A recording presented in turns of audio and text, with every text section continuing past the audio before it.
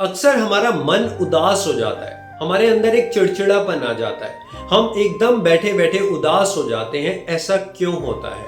आपने लोगों को कहते सुना होगा, आज मैं बड़ा लो फील कर रहा हूँ, आज मैं बड़ा डिप्रेस्ड फील कर रहा हूँ।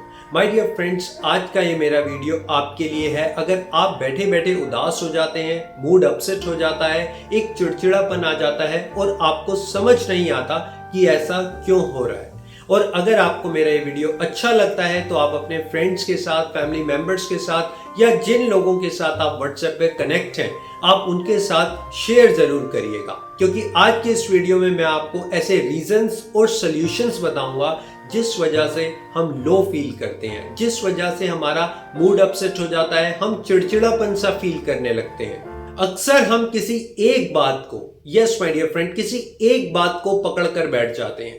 किसी भी एक विचार को, एक थॉट को, एक बात को हम पकड़ कर बैठ जाते हैं और सिर्फ उसी बात को 24 घंटे सोचते रहते हैं।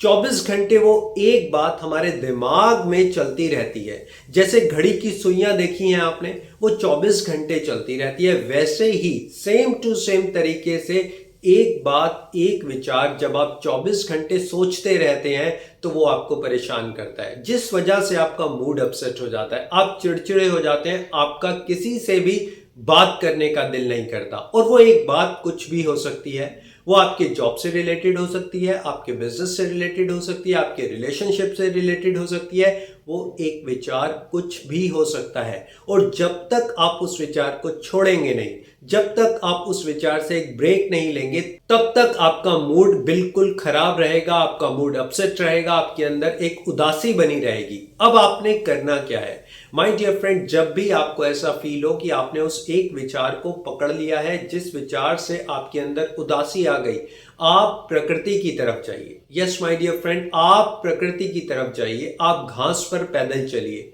आप पेड़ पौधों को देखिए, आप फूलों को देखिए, आप फूलों की महक लीजिए, आप एक लंबी वॉक पर चले जाइए। जिस भी काम को आप पसंद करते हैं, जो भी काम आप लाइक करते हैं, वो करिए। अगर आपको म्यूजिक सुनना पसंद है तो आप म्यूजिक सुनिए। अगर आपको गाना गाना अच्छा लगता है तो आप गाना गाइए। अगर आपको धार्मिक स्थल पर जाकर सेवा करना अच्छा लगता है तो आप वहां पर जाइए। अगर आपको किसी इंसान से बात करना अच्छा लगता है, अगर आपको लगता है कि ये इंसान मेरे लिए सही है, आप उस इंसान से बात करिए। इस सिचुएशन में होता क्या है, हम सब जानते हैं कि हमारे अंदर दो एनर्जीज काम करती हैं, एक पॉजिटिव एनर्जी और एक नेगेटिव एनर्जी। आपने एक सेल देखा होगा, एक पॉजिटिव एनर्जी, एक नेगेटिव एनर्जी, और दोनों का होना बेहद जरूरी होता है। लेकिन ऐसे सिचुएशन में हम क्या करते हैं, हम अपनी नेगेटिव एनर्जी को चैनलाइज करते रहते हैं। हम बैठे बैठे जो विचार बना रहे हैं, जिस सोच में पड़े हुए हैं, हम उस एनर्जी को चैनलाइज करते हैं। अब आपने पॉजिटिव एनर्जी को चैनलाइज करना है। अब पॉजिटिव एनर्जी को कैसे चैनलाइज करेंगे? आप वो काम करेंगे जो आपको अच्छा लगता है। जैसे मैंने आपको बताया, आप घास पर चलिए, प्रकृति की तरफ जाइए, गाना गाइए, आप बच्चों से मिलिए, बच्चों के साथ खेलिए, हंसिए, मुस्कुराइए। ये सब पॉजिटिव एनर्जी आपकी चैनलाइज करेंगी। हम क्या करते हैं, जब हम एक विचार में होते हैं, एक सोच में होते हैं, अक्सर अपने आप को एक कमरे में रख लेते हैं और उस कमरे में घंटों बैठे रहते हैं। Absolutely wrong. आप उस कमरे से बाहर निकलिए, आप बाहर की दुनिया में जाइए, आप बाहर टहलने जाइए, घूमने जाइए। अब आप अपनी बॉडी को, अपने तन को, मन को पॉजिटिव एनर्जी की तरफ चैनलाइज कर पाएंगे। हम अक्सर तब भी लो फील करते हैं जब हमारी एक्सपेक्टेशंस बहुत ज्यादा होती हैं और वो एक्सपेक्टेशंस मीट नहीं होती। यस माय डियर फ्रेंड, हम सब लाइफ में बहुत ज्यादा एक्सपेक्टेशंस रखते हैं। हम खुद से बहुत ज्यादा एक्सपेक्टेशंस रखते हैं, अपने फैमिली मेंबर से, कोई अपनी जॉब से, कोई अपने बिजनेस से।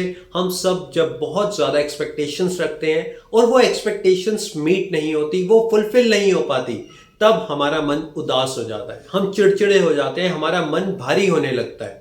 अब आपको ये समझना पड़ेगा कि लाइफ में जो कुछ भी हम चाहते हैं, जो कुछ भी हम एक्सपेक्ट करते हैं, वो सब कुछ नहीं होता, वो सब कुछ हमें नहीं मिलता। आपको एक छोटे से एग्जाम्पल से समझाता हूं। 2019 यानी कि कोविड का टाइम, उससे पहले यानी कि 2017 में, 2018 में, कोविड आने से पहले हम सब ने लाइफ में बहुत सारी प्लानिंग्स की होंगी, बहुत कुछ सोचा होगा कि हम ऐसा करेंगे, हम वैसा करेंगे, बहुत सारी हमारी एक्सपेक्टेशंस थी। लेकिन क्या 2019 में या 2020 में ऐसा कुछ हुआ?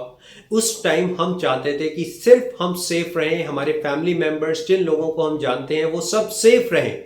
माय डियर फ्रेंड्स, हर टाइम अगर आप अपनी एक्सपेक्टेशंस के बारे में सोचते हैं, ऐसा मुझे नहीं मिला, ऐसा मुझे मिलेगा, ऐसा क्यों नहीं मिला, जब भी आप अपनी एक्सपेक्टेशंस में लगे रहते हैं तो आपका मन भारी हो जाता है।